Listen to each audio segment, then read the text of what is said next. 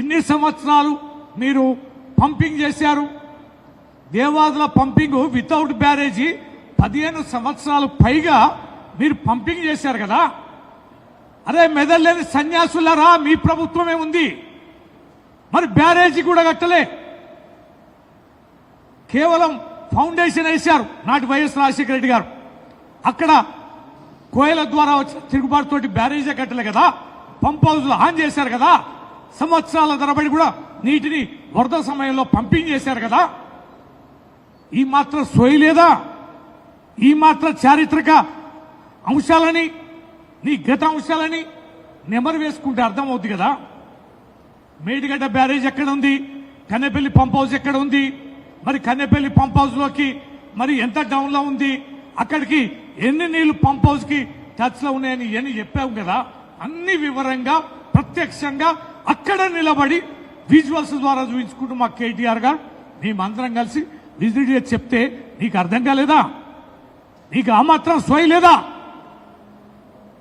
ఖచ్చితంగా నీళ్లకు సంబంధించి ఎల్నీలో సమస్య ఉందని తెలుసు, నీకు వస్తుందని ముందస్తుని తెలుసు.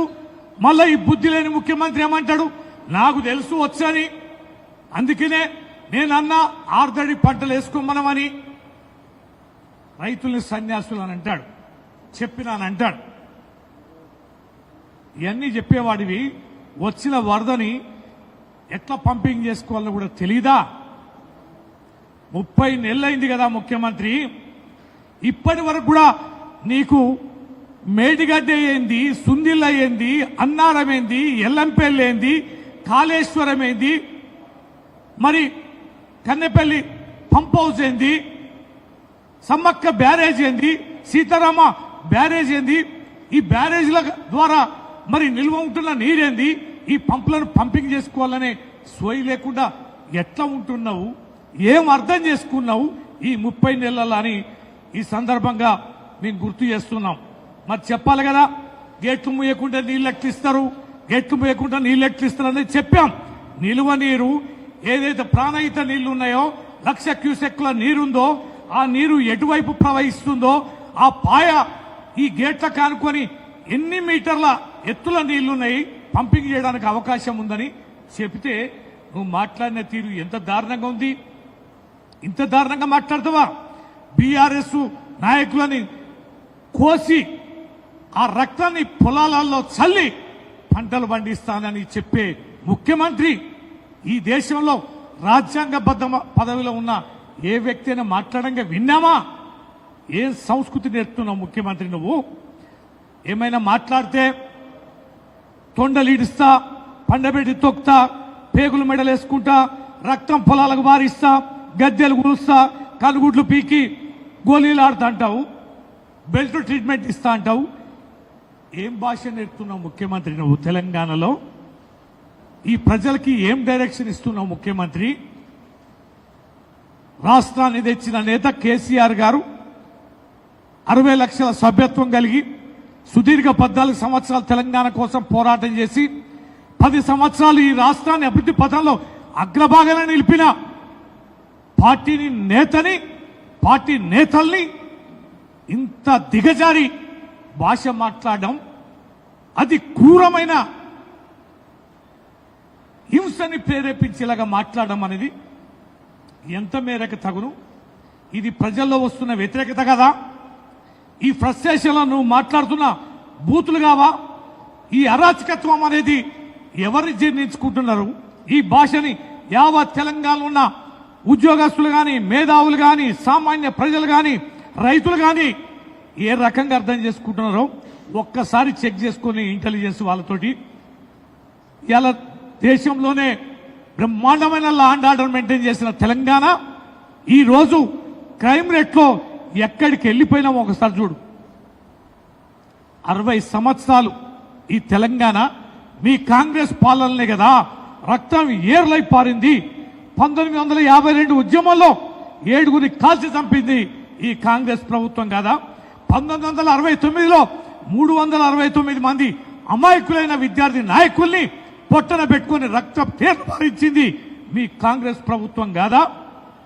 తెలంగాణలో ఉపాధి కల్పించకుండా వందలాది మంది యువకుల్ని నక్సలైట్ల పేరిట ఎన్కౌంటర్లో చంపి ఏర్లై భారించింది మీ కాంగ్రెస్ పార్టీ, మీ కాంగ్రెస్ ప్రభుత్వం కాదా?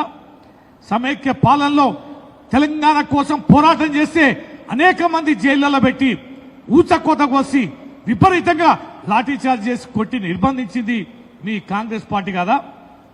తెలంగాణ ఇస్తానని ప్రకటించి వెనక్కి తీసుకుంటే సమైక్యవాదుల పోరాట ఫలితంగా గుండె గాయమై అనేక మంది నాయకులు, విద్యార్థులు, మేధావులు, మరి ప్రజలు ఆత్మాహుతి చేసుకుంటే, చనిపోతే, బలిదానాలు చేసుకుంటే ఇది మీ కాంగ్రెస్ పార్టీ తాగిన రక్తపు దాహం కాదా?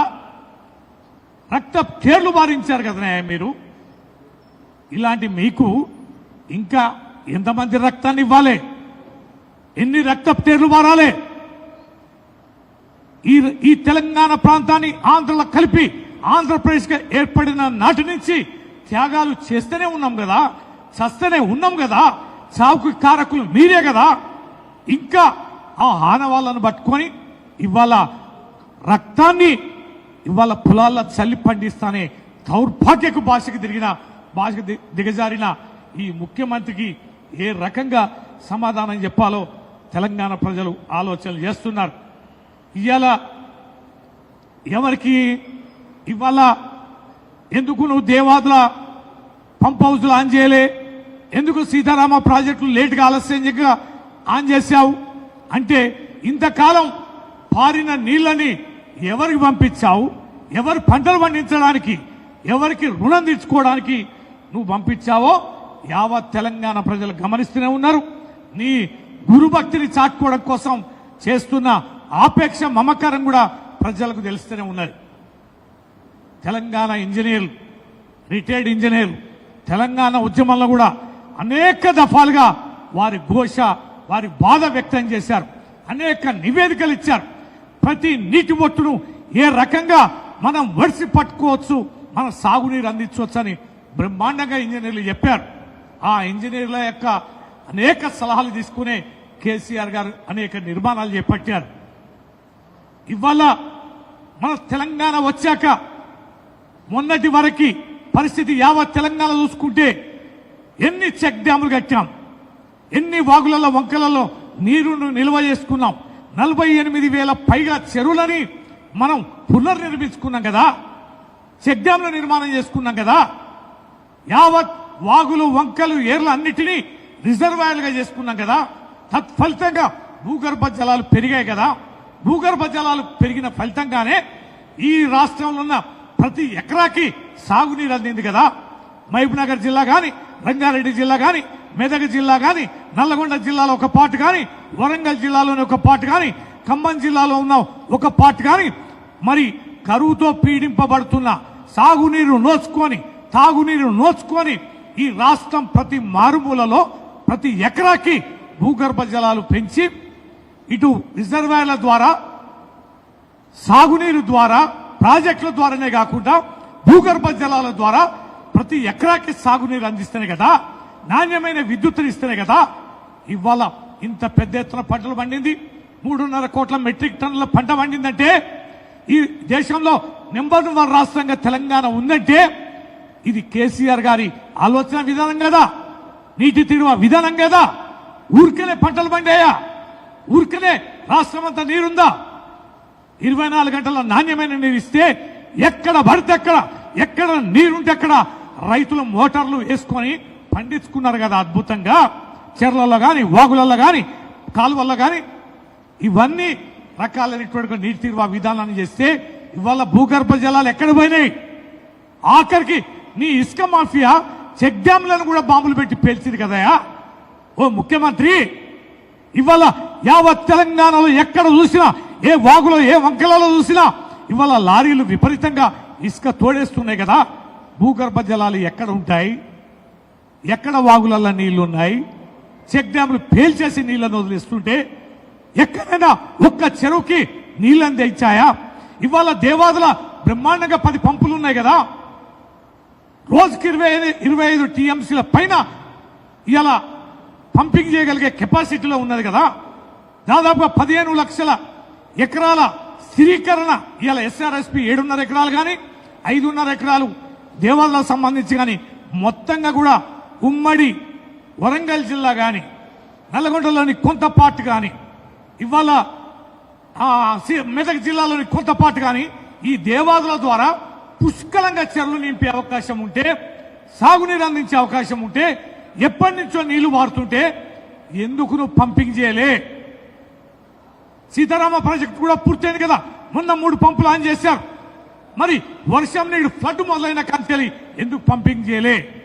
ఇది కదా కుట్ర, ఇది కదా వరంగల్ ప్రజలకి నువ్వు చేస్తున్న మోసం దగా. ఇవాళ చెర్లలో గనక నీరుంటే బ్రహ్మాండంగా నాట్లేసుకునేది కదా, పంట పండేది కదా, రైతుల గుండె ధైర్యం ఉండేది కదా. ఈ ఏడుపు కొట్టు మాటలు, ఈ దగాకోరు మాటలు నువ్వు మాట్లాడాల్సిన దుస్థితి కూడా ఉండకపోవు కదా.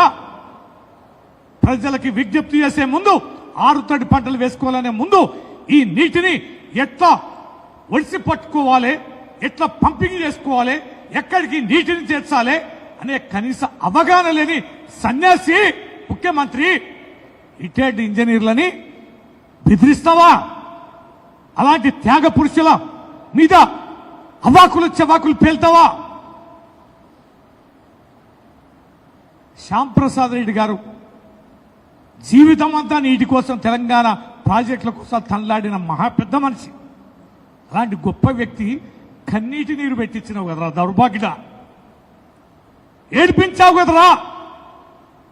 మా జీవిత ఫలంగా జీవితాంతం త్యాగం చేసి తెలంగాణ గడ్డ నీటిపారుదల కోసం తెలంగాణ ఉద్యమంలో కీలక పాత్ర వహించి చేసిన అలాంటి మహానుభావులు సలహా ఇస్తే జైల్లో పెడతానంటావా?